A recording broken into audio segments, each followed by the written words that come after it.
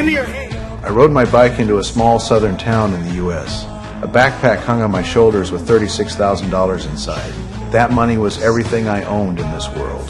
I came for one reason, and one reason only. I needed $10,000 of it to bail my cousin out on a minor charge. 3 minutes later, my life took a hard turn. A patrol car suddenly accelerated from behind me. It smashed straight into my bike.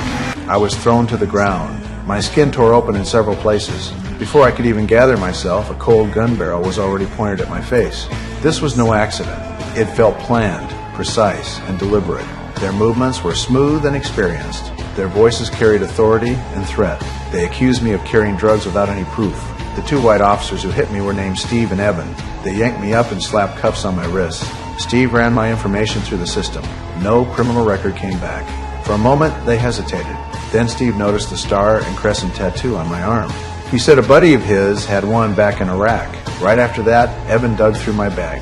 He pulled out a sealed package and said he needed to check it. I refused. So they threatened to call in a K-9 unit. That would take at least 3 hours. I didn't have 3 hours to waste. I was running out of time to post bail. So I gave in and let them open it. The moment they saw the cash, everything changed. Their eyes lit up in a way I'll never forget. I explained myself as fast as I could. I had less than an hour before my cousin would be transferred. The remaining $20,000 was for my restaurant boss. Then they heard why my cousin had been arrested. That was all they needed. They stopped looking for the truth. They didn't need evidence or formal charges. One sentence was enough for them. They claimed the money could be drug-related. Under civil asset forfeiture laws, they took everything. I was left broke and completely alone. That was when it finally sank in. This wasn't just a small town. It was a kingdom run by unchecked power. Losing the bail money didn't push me to violence right away. I was a former Marine. Discipline and restraint were drilled into me, so I tried every legal path first. I went to the courthouse. They refused to process bail because I had no money. With no options left, I went to the police station. I reported a robbery. The robbers were their own officers. The absurdity of it all was suffocating. The receptionist's face shifted from calm to panic. Then Steve walked over full of arrogance. You're gonna need to leave. I'd like to finish up. False police report. Put your signature on that. It's a felony. Cool. What's the charge for being rammed off the road, having your shit stolen, and threatened with a taser? Get her. While I was in cuffs, by the way. When his men couldn't handle me, the chief stepped in. He wasn't loud or violent.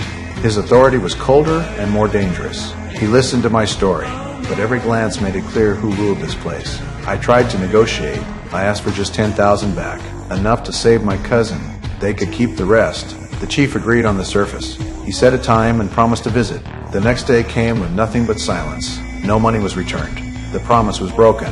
My cousin was transferred early. I chased the prison transport with everything I had. I spoke to my cousin through the window. I didn't know it was the last time I'd see him. With time running out, I called my boss for help. He told me there was nothing he could do. The police had already warned everyone at the restaurant. If I wanted my cousin back, there was only one way. I had to get my money back. The chief's betrayal wasn't just about greed. It was about protecting absolute authority.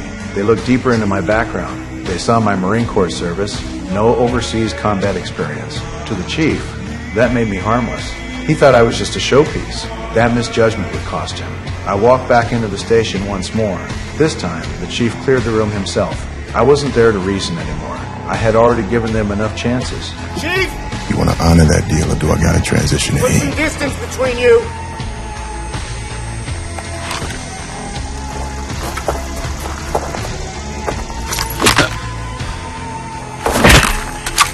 Hey!